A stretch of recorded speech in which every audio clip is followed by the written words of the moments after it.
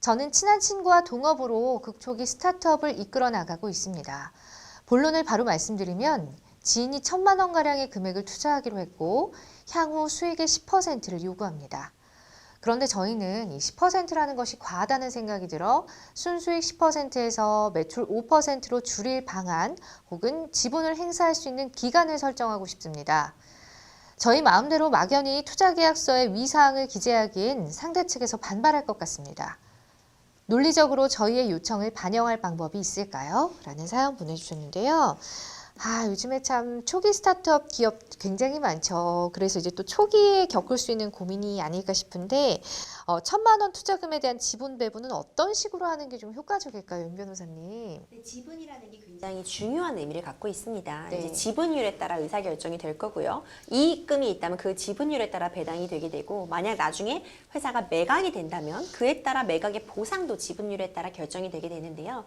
지금 여기서 1,000만 원을 투자하셨다고 했는데, 그렇다면 이제 예를 들어 그 회사의 가치가 지금 9천만 원이라고 판단이 된다면 1,000만 원을 투자하심으로써 예를 들어 10%를 확보하실 수 있을 거고, 그렇다면 나중에 그 회사의 가치가 예를 들어서 뭐 1억 9천만 원이 된다면 1,000만 원을 투자하면 지분을 5%밖에 확보를 못 하시게 되는 거잖아요. 네. 근데 이건 정하기 나름인 거죠. 이런 식으로 지분을 정확히 뭔가 가치에 따라서 n분의 1로 정하게 된다면 어떻게 보면 일은 합리적인 것처럼 보이지만, 우리 기업의 같은 경우에는 대주주가 굉장히 많은 지분을 갖는 걸 선호해요. 왜냐하면 의사결정이 너무 많은 사람이 갖고 있게 되면은 왜 사공이 많으면 이제 배가 산으로 간다고 하는 것처럼 어려움도 있었기 때문에 이제 이 지분율은 정하기 나름이라고 또 볼 수가 있거든요. 네. 그렇기 때문에 지금 원하시는 방식을 좀 판단하셔서 정하시는 게 좋을 것 같습니다. 그렇군요.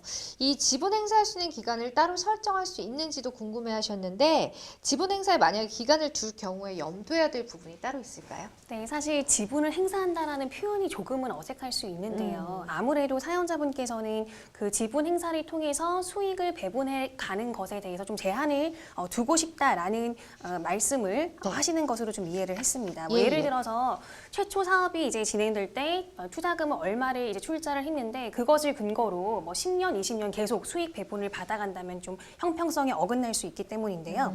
결국 수익 배분 기준이라든지 그 절차, 그리고 기간, 뭐 내지는 뭐 예를 들어서 초기 출자금을 얼마 투자를 했으면 얼마까지 수익 배분을 해간다, 내지는 얼마의 수익 배분을 받았으면 추가로 얼마의 투자금을 더 출자한다 등의 네. 구체적인 약정을 동업계약서 등에 작성을 해두시는 것이 적절한 제한 방법이라고 말씀을 드릴 수 있겠습니다. 예, 좋은 팁 주셨습니다. 자, 끝으로 지분 투자와 자금 대여 지급한 1,000만 원 목적성에 따라서 투자 계약서 달리 기재해야 하는지 좀 알아볼게요. 네, 이거 굉장히 중요한 질문이신데요. 두 가지로 나눠볼 수 있을 것 같아요. 돈을 투자하는 경우와 돈을 빌려준 경우. 이 경우의 중요한 차이점은, 투자금의 경우에는 원금과 이자의 반환이라는 게 존재하지 않습니다. 주식으로 갖고 계신 그런 거라고 이해하시면 되거든요. 운명 공동체가 돼서 이제 회사가 잘 되면 그만큼 더 받으실 수 있는 거지만 원금이 확보가 안 되신다고 볼 수 있고, 자금 대여라면 이금 원금과 이자의 발생이 있기 때문에 이 차이점을 정확히 아시고 계약서에 기재해 두시는 게 필요할 것 같습니다.